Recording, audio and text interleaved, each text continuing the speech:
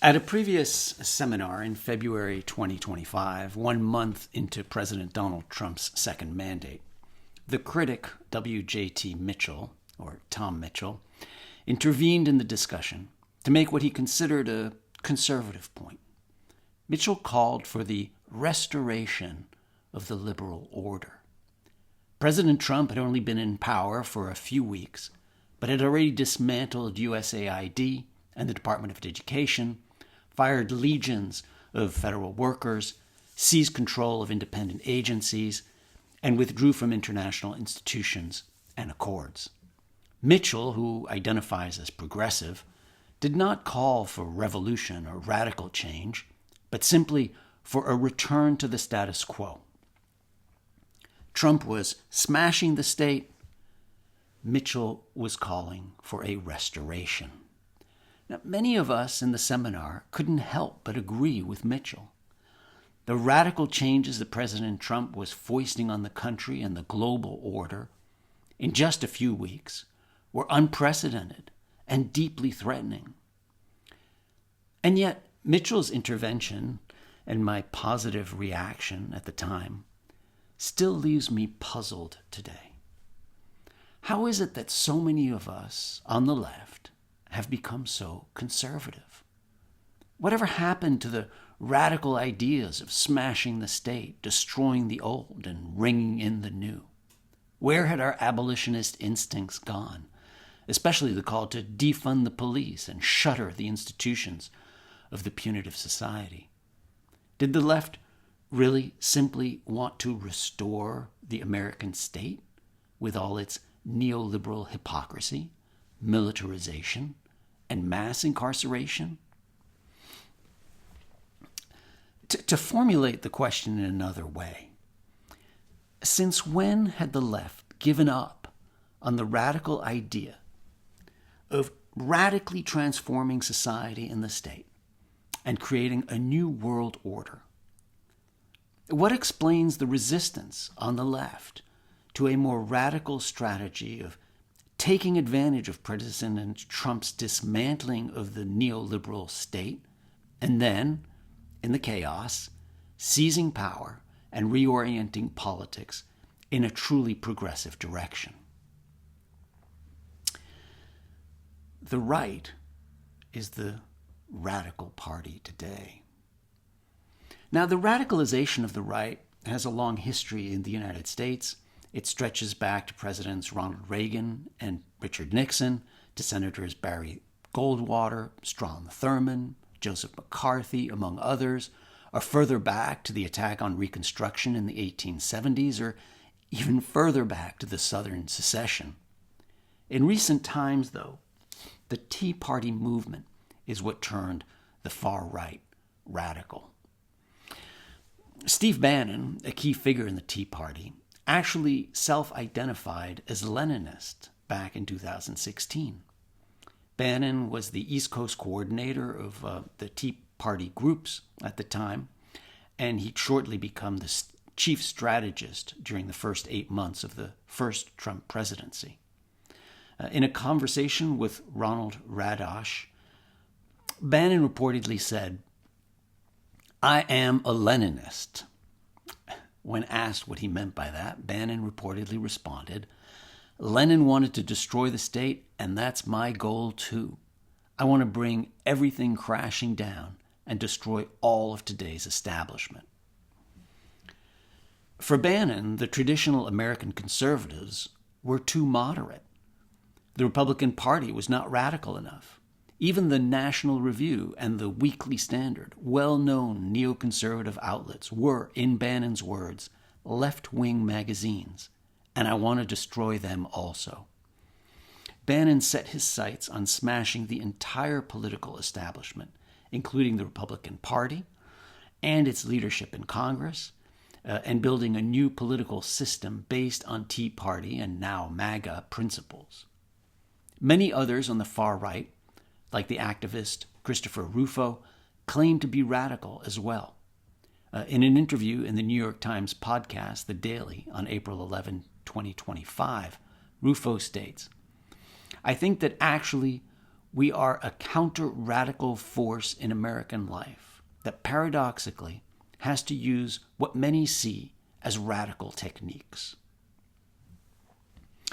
Now, it is Lenin who most famously called for the smashing of the state.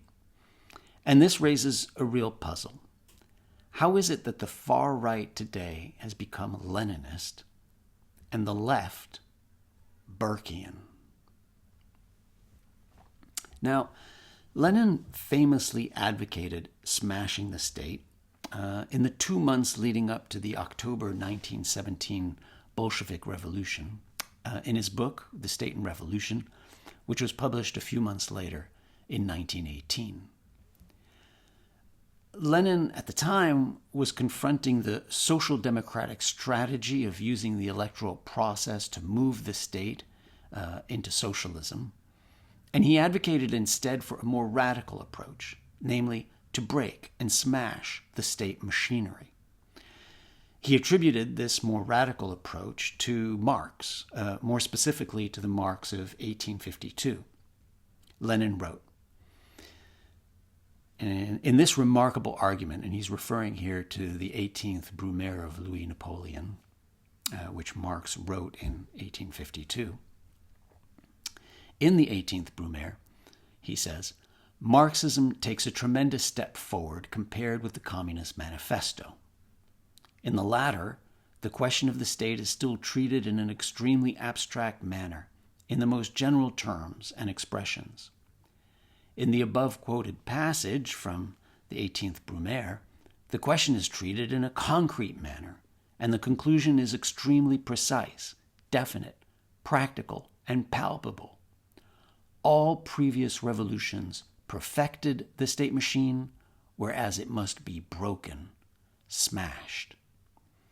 This conclusion, he wrote, is the chief and fundamental point in the Marxist theory of the state. And it is precisely this fundamental point which has been completely ignored by the dominant official social democratic parties and indeed distorted, as we shall see later, by the foremost theoretician of the Second International, Karl Kautsky. So, the Communist Manifesto, Lenin argued, had not addressed the key question of how a proletarian state could displace a bourgeois state as a historical and as a practical matter. It was silent on the actual method of transformation. By contrast, Marx specifically answered that question in the 18th Brumaire. Lenin goes on to write, quote, "This is the question Marx raised and answered in 1852. True to his philosophy of dialectical materialism, Marx takes as his basis the historical experience of the great revolutions, of the great years of revolution, 1848 to 1851. Here, as everywhere else, his theory is a summing up of experience, illuminated by a profound philosophical conception of the world and a rich knowledge of history."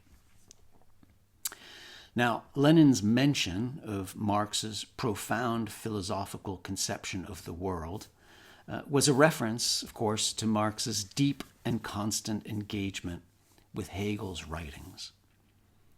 And in this regard, as Kevin B. Anderson remarks, Lenin was also referencing his own study of Hegel in 1914 and 1915. Some might argue that Lenin's call to smash the state was decidedly un-Hegelian, not only because the state is the pinnacle of the realization of freedom in Hegel's political thought, but also because the idea sounds undialectical. It seems to assume the possibility of the end of the state or the end of history, and that seems to undermine the dialectical movement in Hegel's thought, even if many scholars of Hegel, notoriously Alexandre Kojève, read him to argue for an end of history. Now, I would argue instead that Lenin's call to smash the state machine was entirely Hegelian, entirely dialectical, and has to be understood as the product of Lenin's study of Hegel in 1914 and 1915. It may be helpful then to return to Lenin's confrontation with Hegel's science of logic to make sense of his later politics in 1917. It will give us a better grasp of the idea of smashing the state machine, what that might mean, and how we might redeploy the idea on the left today. Lenin's return to Hegel. In his darkest hour, at the outbreak of World War I, at a time when internationalist workers' parties turned nationalistic and patriotic, and the Second International collapsed, Lenin plunged into a month-long study of Hegel's science of logic. In the reading room of the Bern Library in Switzerland, in exile, Lenin buried himself in Hegel's writings, copying passages, annotating them, writing commentary. The experience was formative. As Lenin famously exclaimed in his philosophical notebooks, in perhaps the most famous passage, reading Hegel was essential to understanding Marx.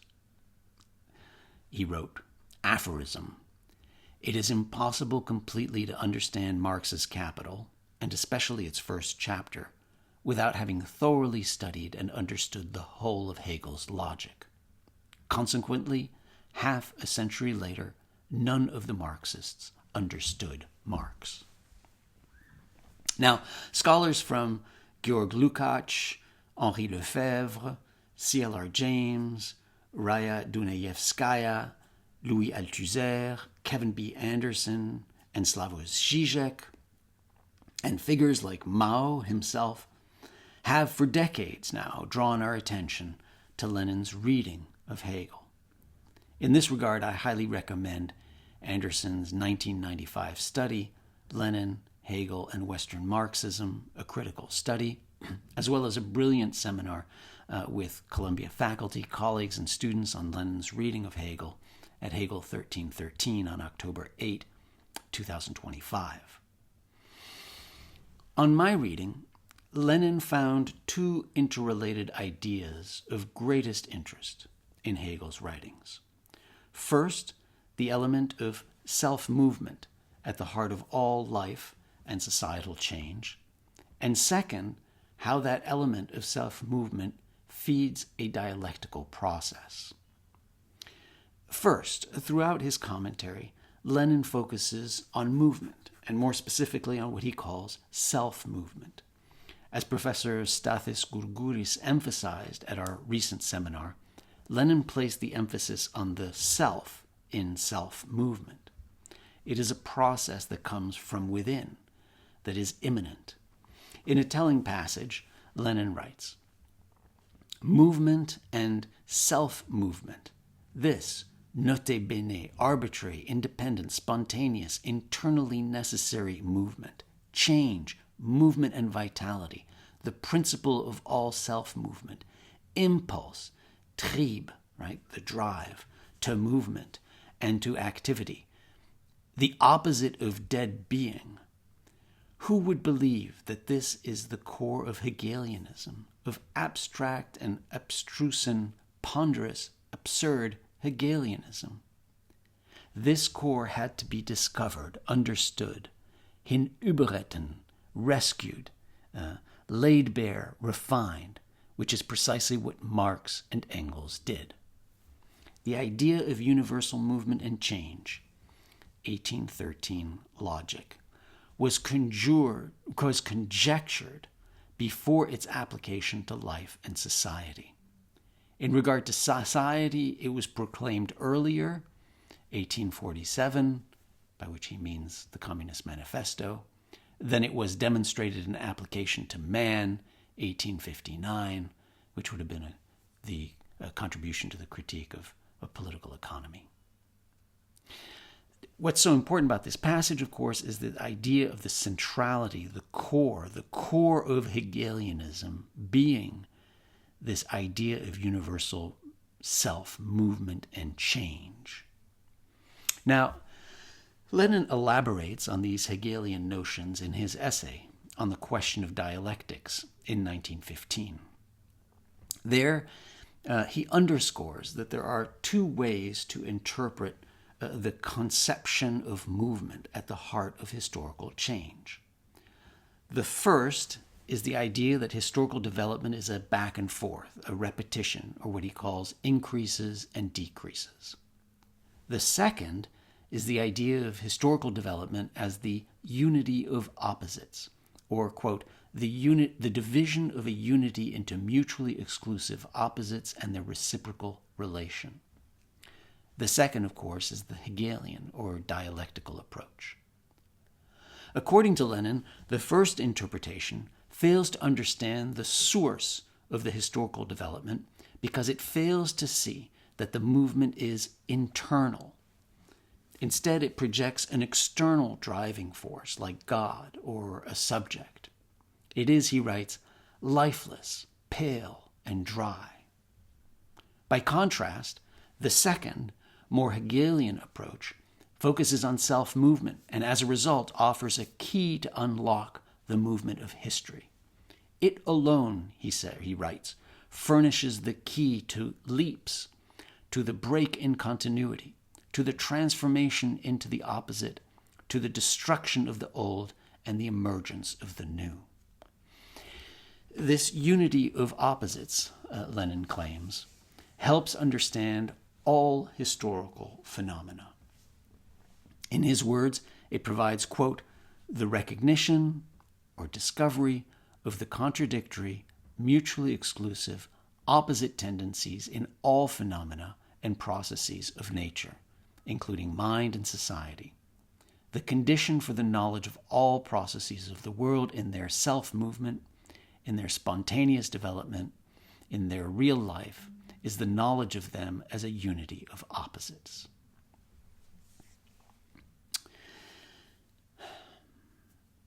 And we can see this self-movement come into action. Lenin's meditations on self-movement in 1914-15 shaped his political views and praxis in the years that followed, some of the most consequential years for Lenin and, of course, for Russia. Following the First Revolution of February 1917, which brought about the abdication of Nicholas II, Lenin called for a second workers' revolution.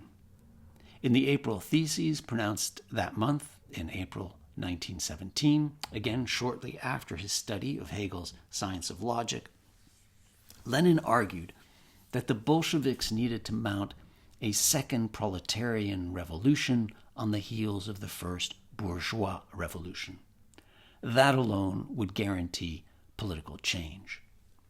Lenin wrote, the specific feature of the present situation in Russia is that the country is passing from the first stage of the revolution, which, owing to the insufficient class consciousness and organization of the proletariat, placed power in the hands of the bourgeoisie, to its second stage, which must place power in the hands of the proletariat and the poorest sections of the peasants.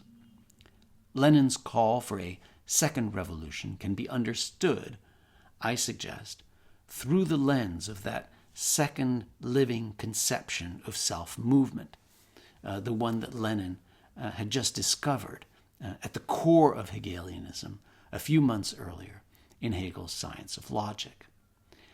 It represents the historical leap, break, transformation associated with the destruction of the old and the emergence of the new.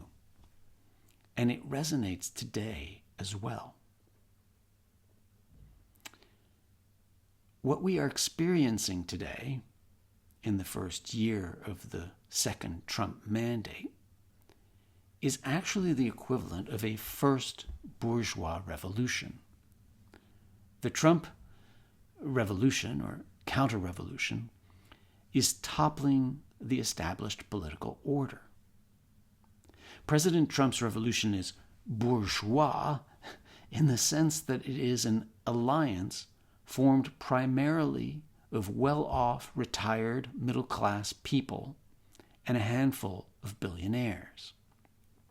The MAGA movement today is predominantly, at least 60%, white, Christian, and male, and a majority of MAGA members are retired and over 65 years of age. These are the bourgeois in American society today. They are the middle class, and they have flocked in droves to the MAGA camp. So although President Trump may be benefiting mostly billionaires through tax reform and government contracts, his revolution closely parallels the conventional bourgeois revolutions of the 18th and 20th centuries. Now, in those conventional first revolutions, which we often refer to as modern revolutions following Reinhard Koselleck, the bourgeoisie toppled an autocrat. Louis XVI, in the case of France, Tsar Nicholas II, in the case of the February Revolution in Russia, George III in the case of the American colonies. By contrast, here in the United States now, there really was no autocrat. In fact, it was President Trump who is acting like an autocrat and seizing imperial powers. But I take it from the point of view of the MAGA base, the autocratic power that is being dismantled is a perceived deep state made up of Washington insiders and East Coast liberal elites who have entrenched their power and resources. There's a widely shared perception among MAGA proponents, and in fact more broadly, that the American political system is broken and only benefiting the liberal elites. Laced through this criticism, there is this idea that power is concentrated in the hands of a cabal of technocratic and well-connected elites. So there is an analogous element in the MAGA revolution of unseating autocratic or concentrated power. What is missing, of course, are the large-scale societal upheavals that triggered the modern revolutions. The disastrous First World War in the case of Russia, bread shortages in the case of France, although perhaps we can imagine that the social media revolution and the advent of artificial intelligence, as well as globalization and the global climate change, amount to upheavals that also may have fueled the revolutionary sentiment. The key question that this raises, though, is why the left today is not calling for a second revolutionary movement in the wake of President Trump's first bourgeois revolution. This is especially puzzling because the American people, it seems, are so thirsty for radical politics. The far right has gotten so much momentum today precisely because it is radical, because it is channeling the widespread feeling that the political system is broken and only serves the interests of liberal elites, because it has appropriated Lenin and the Leninist language of smashing the state and draining the swamp. Once again, sadly, the left has been outmaneuvered on its own terrain. And in my view, it is time to reclaim the Hegelian lineage of Lenin and the key idea of self-movement, to take advantage of the smashing of the state by Trump, and to call for a second social movement to overcome President Trump's revolution and bring about a new and just society on the basis of solidarity and cooperation rather than hate and exclusion. Now let's look at the dialectics of smashing the state machine. As I intimated earlier, many on the left worry that the idea of smashing the state is not very dialectical and thus too blunt an instrument. But I think it's important to distinguish the state from the state machine in Lenin's language and politics and in his argument. It turns out that Lenin had a deeply dialectical relationship to the state. The state was something that he imagined continuing after the second movement, or In more technical jargon, he believed it would be sublated, not eliminated.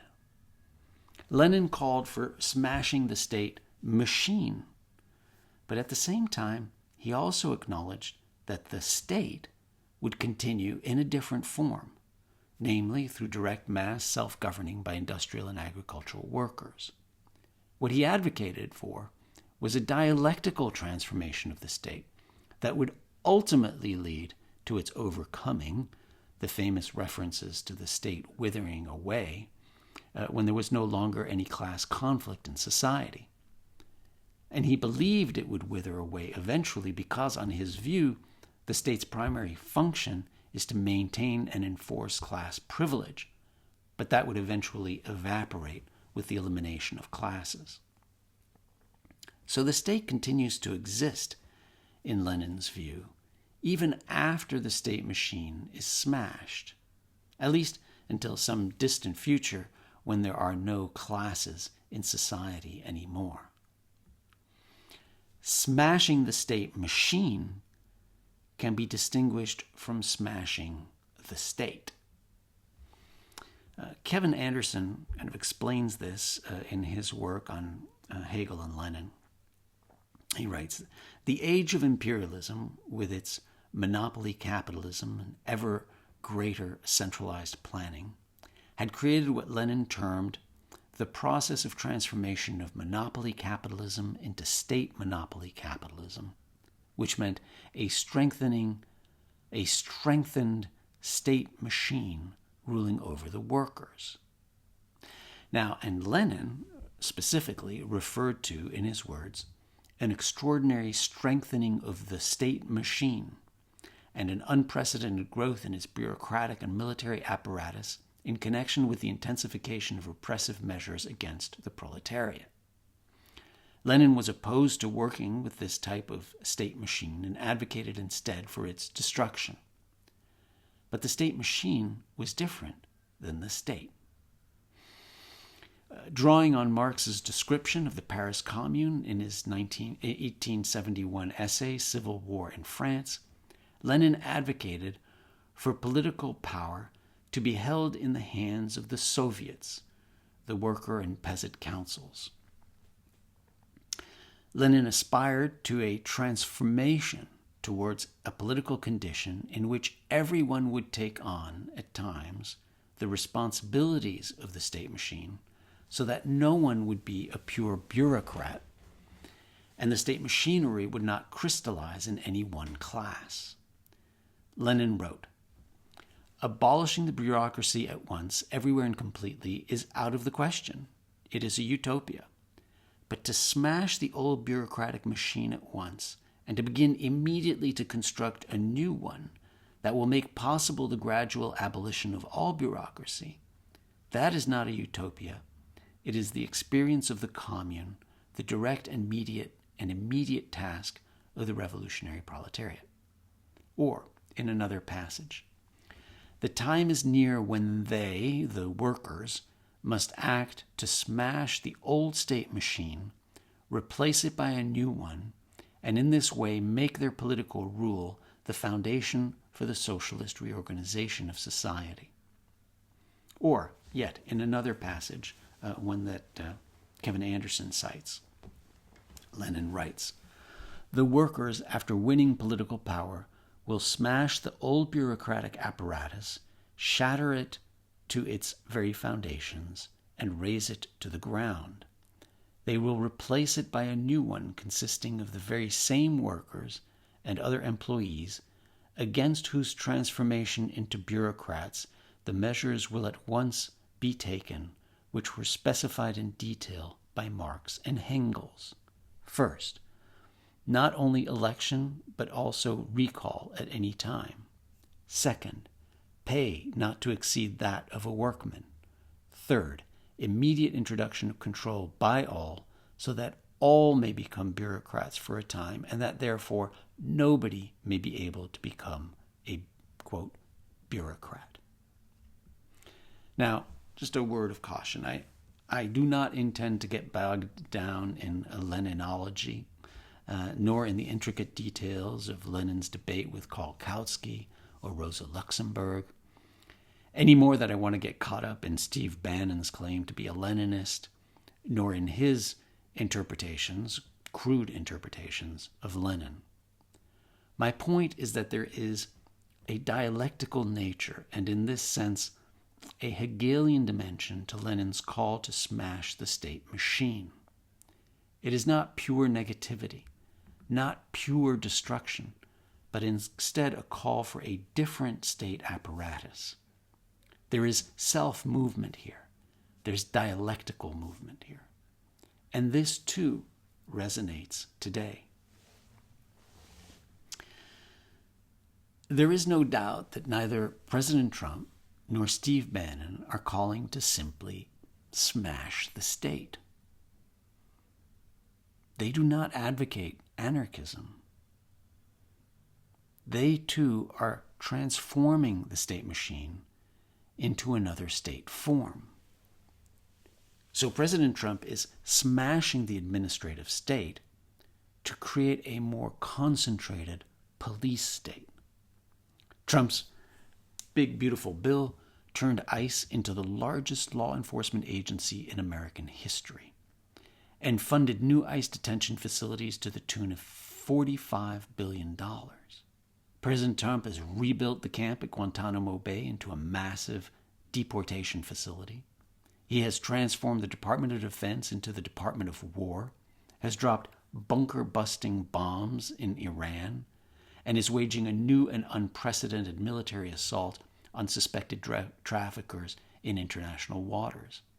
And even with regard to the agencies that he has gutted, like the Department of Education or others, President Trump is reconstituting their missions through coercive pay-for-play agreements, such as those with individual law firms, research universities, and foreign countries.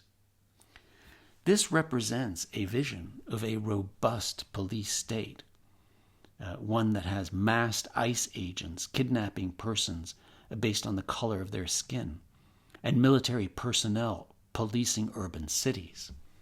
It's also a walled state.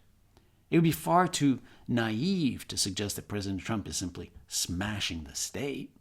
He is instead birthing a police state. And that should tell us something.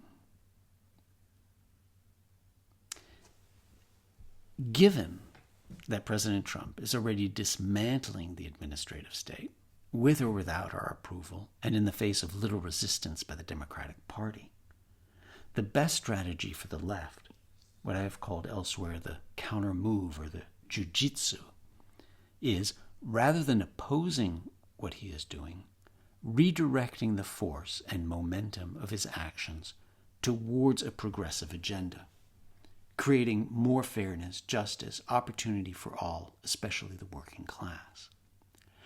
The left should seize the momentum and push a secondary revolutionary moment today along the lines of Lenin's April theses. The time for restoration is over. Bannon the Leninist must be overcome. There needs to be a second self-movement now. What shape should this second social movement take? That, I think, is the most urgent, the most important question for the left to address today. It is what the left needs to figure out most pressingly. And only a handful of political leaders seem to be attuned to this.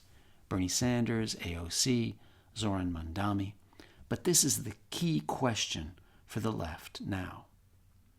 Violent revolution, like Lenin's Bolshevik revolution, is out of the question, if for no other reason than that the far right is the only violent revolutionary force in American society today and is armed to the teeth. The far right is far more likely to engage in armed revolution than any other faction of American society, and more likely to win. So violence is off the table. But what then could a second uprising look like? I think it would be a massive movement for solidarity and cooperation in the face of the hate, exclusion, and violence that is spewing forth in the Trump administration, from the masked ICE agents to the summary executions in international waters to the military flooding our urban streets. What we need now is a massive counter-movement showering solidarity and cooperation throughout every facet of our lives. This could include universal health care, as in most of our peer countries, job training programs for everyone to retool in the age of artificial intelligence, mental health care for all, promoting worker cooperatives, food cooperatives, and housing cooperatives to create affordable housing. It would mean creating organizations that prioritize all of the stakeholders, communities, and the environment, rather than simply the investors. These ideas and more are what we need to focus on now, immediately, to set off a second wave, a chain reaction, a second revolutionary, progressive self-movement to overcome the Trump revolution. Never let a serious crisis go to waste. The expression should be familiar, even if it's usually associated with the right. You will recall that Philip Murawski used it in the title of his eponymous book to describe how neoliberals took advantage of the Great Recession to further their agenda of free market liberalism. Naomi Klein drew on the idea to describe Chicago neocons in her book, The Shock Doctrine. And even though the expression is often attributed to Winston Churchill, it's clear that it has been appropriated again and again by the far right. It is Bannon's key strategy. Well, here too, there is a connection to Lenin. In his writings on the Irish popular uprisings, which he considered premature, Lenin nonetheless praised the revolts for contributing to the self-movement of history. He wrote, "The dialectics of history are such that small nations, powerless as an independent factor in the struggle against imperialism, play a part as one of the ferments, one of the bacilli, which help the real anti-imperialist force, the socialist proletariat, to make its appearance on the scene." You could hardly sound more Hegelian than that. Lenin was clearly Hegelian there. And after praising the Irish uprising, Lenin adds, quote, "We would be very poor revolutionaries if we did not know how to utilize every popular movement against every single disaster imperialism brings in order to intensify and extend the crisis. It is time again for the left to seize the momentum and not let this crisis go to waste. The stakes are too high." Thanks for listening. This essay is part of the new Hegel 1313 public seminars. And you can read and learn about the Hegel 1313 seminars and watch and listen to the upcoming sessions on the website hegel1313.law.columbia.edu. Thanks for joining me, and I'll see you again soon.